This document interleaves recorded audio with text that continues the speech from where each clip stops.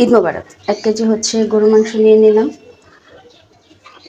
এখন পরিমাণ মতো দিয়ে দিব আদা। পরিমাণ মতো আদা দেওয়া হয়ে গেল। তারপরে আমি পরিমাণ মতো দিয়ে দিব রসুন। তারপরে আমি দিয়ে দিব পরিমাণ মতো পেঁয়াজ বাটা। এখন আমি দিয়ে দিব জিরা বাটা। এরপরে হচ্ছে আমি দিয়ে দিব কাঁচামরিচ বাটা 1 চামচ। তারপরে হচ্ছে আমি দিয়ে দিব এখানে জায়ফল এবং জৈত্রী। এরপর আমি দিয়ে দেব লং, এলাচি, দারচিনি। এরপর আমি দিয়ে দেব তেজপাতা।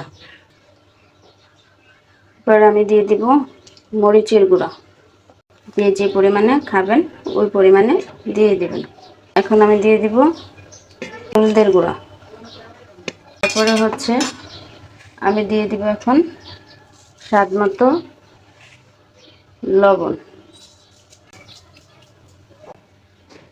এরপরে হচ্ছে দিয়ে দিব সরিষার তেল, দিলে সবচেয়ে বেটার। এখন দিয়ে দিব আমি তেল।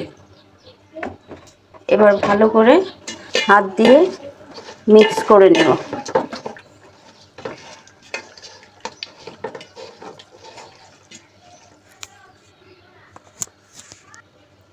এরপরে হচ্ছে আমি দিয়ে দিব রাঁধুনি মশলা আপনার অর্ধেকটা, কারণ যেহেতু এখানে 1 কেজি পুরোটা না, অর্ধেকটা দিয়ে দেব।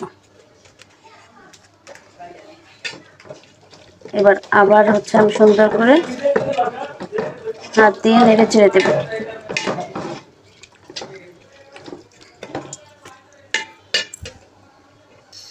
এখন চুলায় আমি জাল দিয়ে আগুন দিয়ে সুন্দর করে ঢাকনা দিয়ে ঢেকে দেব।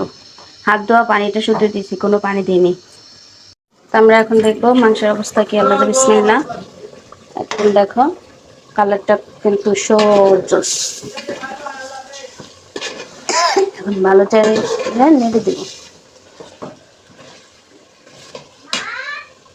এখন হচ্ছে পেঁয়াজ গুলো আমি হচ্ছে দিয়ে দিছি, দিয়ে ভালো করে হচ্ছে নেড়ে দেব। ঠিক আছে।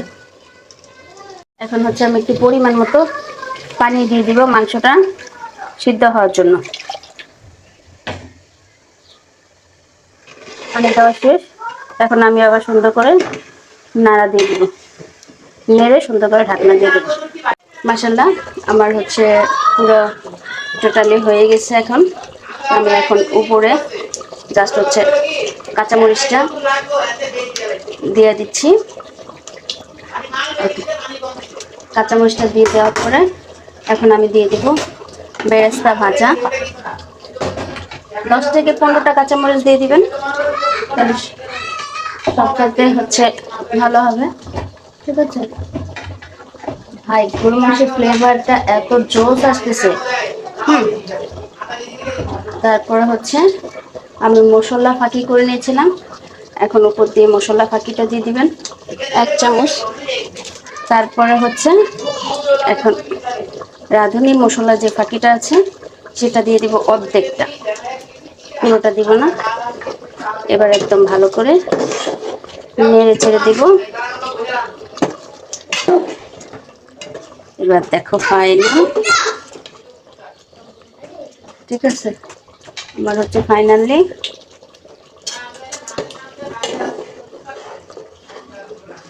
দেখছো কেমন। মাইমুনে হচ্ছে সবাই অবাক যে হচ্ছে এবার প্রথম সবকিছু ঈদের আয়োজন মাইমুন একা একা করলো সবকিছু। ঠিক আছে, যাক সবকিছু উপরে আগে কমপ্লিট, আমার রান্না বান্না সবকিছু আলহামদুলিল্লাহ। এখন কিছুক্ষণ থাকবে, তারপর হচ্ছে নামিয়ে ফেলবো।